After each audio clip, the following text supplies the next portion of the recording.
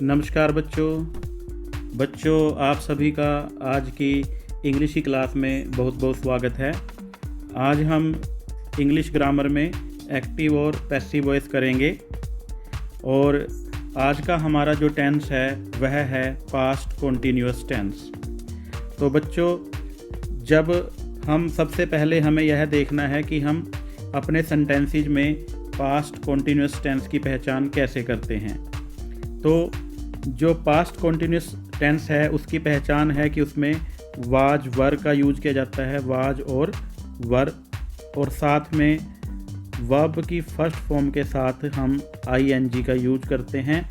अगर आपको इस प्रकार के जो सेंटेंसेस हैं वो नज़र आते हैं तो आप पहचान लीजिए कि यह पास्ट कॉन्टिन्यूअस टेंस है।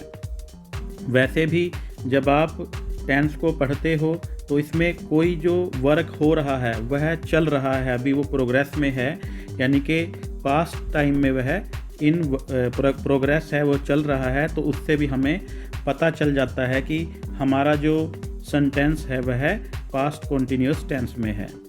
जब बच्चों हम पास्ट कॉन्टिन्यूअस टेंस को पैसिव वॉइस में कन्वर्ट करते हैं तो पैसिव वॉइस में कन्वर्ट करने के लिए आप जानते हो कि हमारा जो ऑब्जेक्ट है उसको हम सब्जेक्ट में कन्वर्ट करते हैं, कि जो ऑब्जेक्ट है वह सब्जेक्ट बन जाएगा और फिर सब्जेक्ट के अकॉर्डिंग वाज या वर में से कोई एक हम यूज करते हैं। अगर सिंगुलर है तो वाज आएगा और अगर प्लूरल है तो वर आएगा। उसके बाद हम बीइंग का यूज करते हैं। बीइंग के बाद वर्ब की थर्ड फॉर्म V3 और फिर बाय लगाते हैं और लास्ट में हमारा जो सब्जेक्ट है वह ऑब्जेक्ट बन जाता है और उसमें अकॉर्डिंगली चेंज आ जाता है कि जब सब्जेक्ट कोई भी प्रोनाउन है वह एज ए सब्जेक्ट कैसे यूज करते हैं और एज ए ऑब्जेक्ट उसको कैसे यूज करते हैं। यह टेबल भी हमने पहले डिस्कस किया हुआ है। तो आओ बच्चों, सेंटेंस नंबर 1 देखते हैं। He was writing. तो वाज राइटिंग से हमें पता चल चुका है कि यह जो सेंटेंस है यह पास्ट कॉन्टिन्यूअस टेंस में है। ही हमारा यहाँ पर सब्जेक्ट है, अ लेटर हमारा यहाँ पर क्या है, यह ऑब्जेक्ट है। तो अब हम इस सेंटेंस को कन्वर्ट करते हैं। अब हमारा नया सब्जेक्ट बन जाएगा अ लेटर। अ लेटर क्या है, यह सिंगुलर है तो इसके साथ वाज वर में से वाज आएगा और उसके बाद हमें बीइंग का यूज करना है तो यहाँ बीइंग आ जाएगा और वर्ब की थर्ड फॉर्म यूज करनी है। जो थर्ड फॉर्म है वह रिटन आ जाएगी, तो यहाँ पर हम वर्ब की थर्ड फॉर्म रिटन यूज कर लेंगे। अब बाय और हमारा जो सब्जेक्ट है ही वह ऑब्जेक्ट में कन्वर्ट हो जाएगा। जब भी हम ही को एज ए ऑब्जेक्ट यूज करते हैं तो वह हिम में कन्वर्ट हो जाता है। तो यह जो फर्स्ट सेंटेंस था वो हमने कन्वर्ट कर लिया है। इसी प्रकार हम जो नेक्स्ट सेंटेंस है वह भी देखते हैं। यहाँ पर है Radha was singing a song. तो वाज सिंगिंग जो है इससे हमें पता चल रहा है कि यह सेंटेंस पास्ट कॉन्टिन्यूअस टेंस में है। राधा सब्जेक्ट है और अ सॉन्ग क्या है, यहाँ पर ऑब्जेक्ट है। तो हम अब अ सॉन्ग को नया सब्जेक्ट बनाएंगे। अ सॉन्ग, अब सॉन्ग जो है यह सिंगुलर है तो अब इसके साथ एक है तो इसके साथ हम वाज वर में से वाज लगाएंगे, वाज, और अब साथ में आएगा being, was being.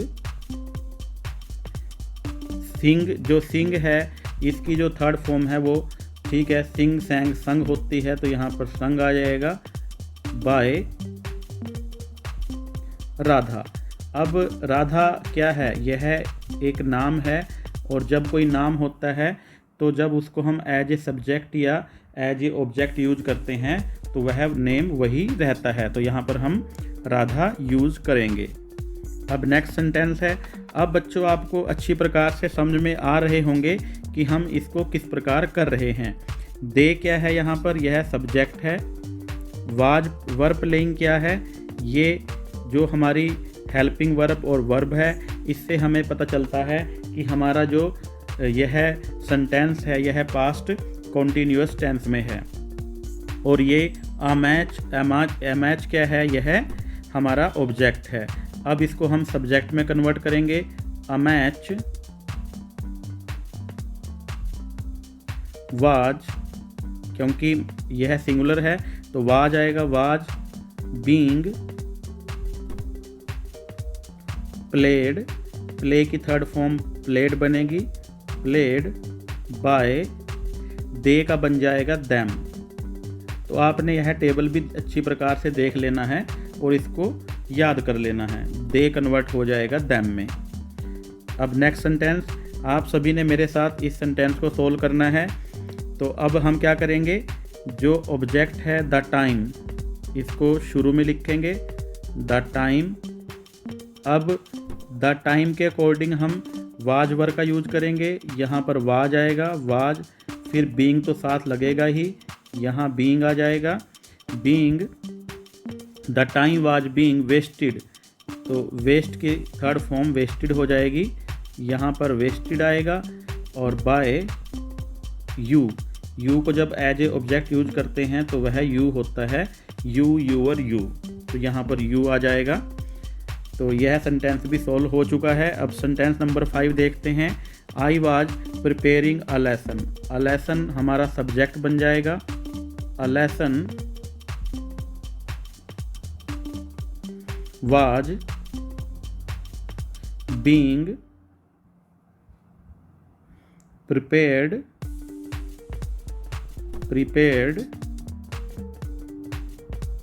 by me, I convert हो जाएगा आई, माई, मी, तो यहाँ पर यह है मी आएगा।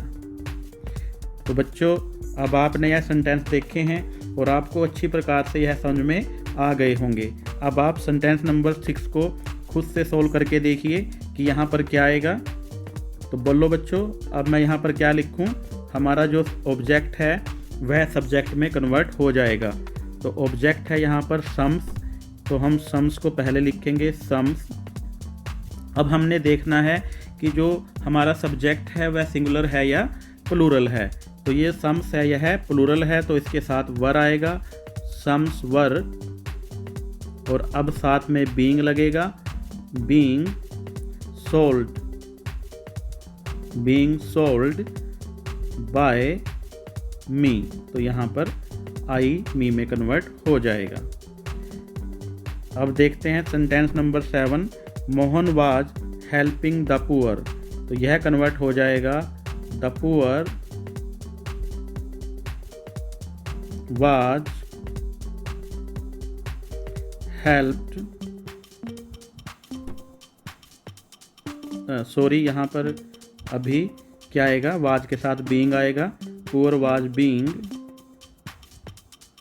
बीइंग हेल्प्ड बाय मोहन, यहाँ पर हम मोहन लिख लेते हैं। तो यह कंप्लीट हो चुका है। अब बच्चों हमारा लास्ट सेंटेंस बचा है, सेंटेंस नंबर 8। यहाँ पर है श्याम वाज एडवाइजिंग मी, तो मी कन्वर्ट हो जाएगा आई में, आई वाज बीइंग एडवाइज्ड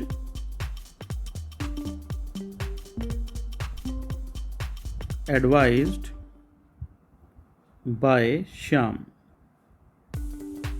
यहाँ पर फुल स्टॉप आ जाएगा। तो यह हमारा सेंटेंस सॉल्व हो चुका है। तो बच्चों, यह हमने आज पास्ट कॉन्टिन्यूअस जो टेंस है उसके सेंटेंसेज को पैसिव वॉइस में कन्वर्ट किया है। आप सभी बच्चों ने इसको अच्छी प्रकार से समझ लिया होगा और आशा करता हूँ कि यह आपको ठीक प्रकार से समझ में भी आ गए होंगे। अब आप सभी बच्चों ने इस एक्सरसाइज को अपनी कॉपी पर पूरा करना है और आपकी बुक में इससे संबंधित जो और सेंटेंसेज दिए गए हैं उनको भी सोल्व करना है। आप सभी बच्चों का बहुत बहुत धन्यवाद। Thank you very much and have a nice day. हंसते रहिए, मुस्कुराते रहिए।